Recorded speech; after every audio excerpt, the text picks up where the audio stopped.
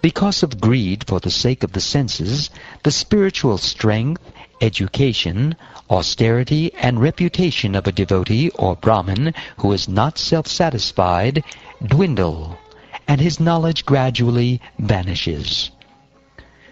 The strong bodily desires and needs of a person disturbed by hunger and thirst are certainly satisfied when he eats. Similarly, if one becomes very angry, that anger is satisfied by chastisement and its reaction. But as for greed, even if a greedy person has conquered all the directions of the world, or has enjoyed everything in the world, still he will not be satisfied.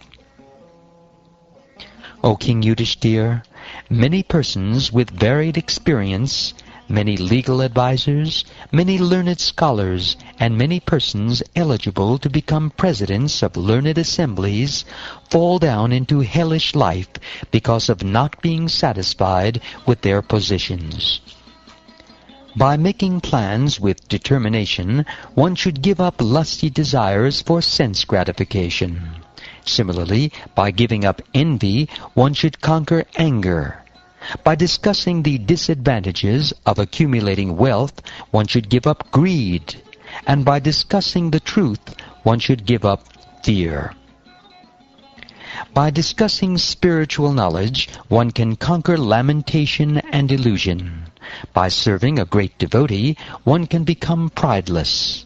By keeping silent, one can avoid obstacles on the path of mystic yoga. And simply by stopping sense gratification, one can conquer envy. By good behavior and freedom from envy, one should counteract sufferings due to other living entities. By meditation in trance, one should counteract sufferings due to providence.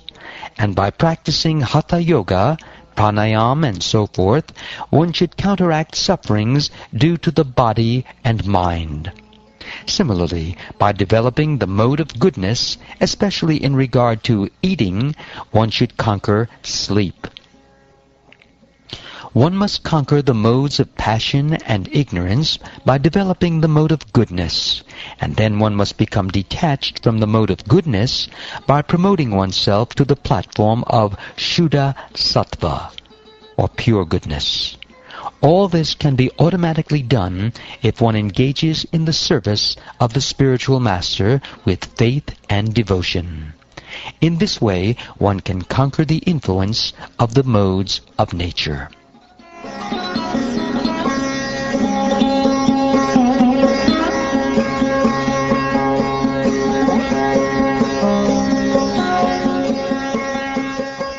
The spiritual master should be considered to be directly the Supreme Lord, because he gives transcendental knowledge for enlightenment. Consequently, for one who maintains the material conception that the spiritual master is an ordinary human being, everything is frustrated. His enlightenment and his Vedic studies and knowledge are like the bathing of an elephant. The Supreme Personality of Godhead, Lord Krishna, is the master of all other living entities and of the material nature. His lotus feet are sought and worshipped by great saintly persons like Vyas. Nonetheless, there are fools who consider Lord Krishna an ordinary human being.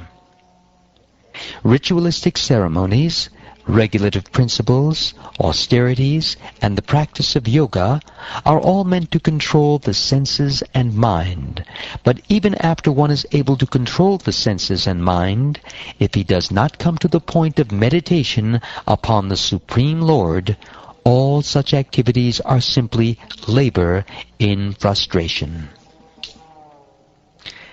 As professional activities or business profits cannot help one in spiritual advancement, but are a source of material entanglement, the Vedic ritualistic ceremonies cannot help anyone who is not a devotee of the Supreme Personality of Godhead.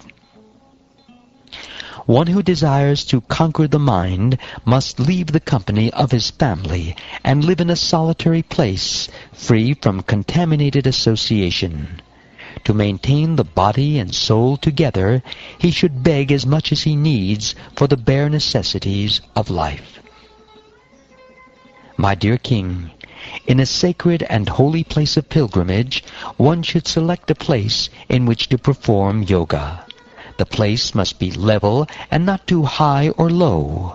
There one should sit very comfortably, being steady and equipoised, keeping his body straight, and thus begin chanting the Vedic pranava.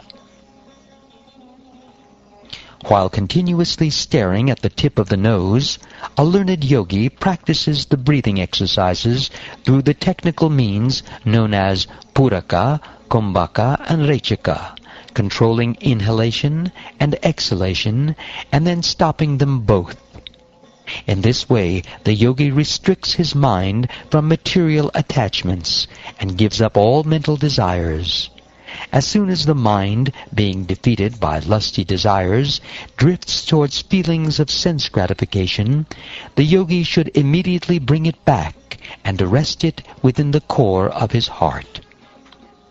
When the yogi regularly practices in this way, in a short time his heart becomes fixed and free from disturbance, like a fire without flames or smoke. When one's consciousness is uncontaminated by material lusty desires, it becomes calm and peaceful in all activities, for one is situated in eternal, blissful life. Once situated on that platform, one does not return to materialistic activities. One who accepts the sannyas order gives up the three principles of materialistic activities in which one indulges in the field of household life, namely religion, economic development, and sense gratification.